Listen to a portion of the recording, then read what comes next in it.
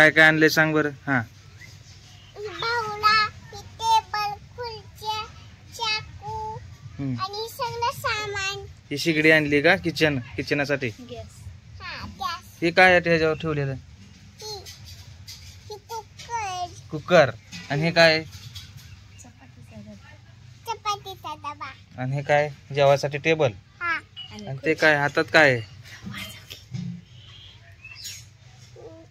काय आहे वाजतंय का. त्याला काय म्हणते ती. भुंगा. आणि हे दुसऱ्या हातात काय आहे. बबल्स. बबल्स. बर बर.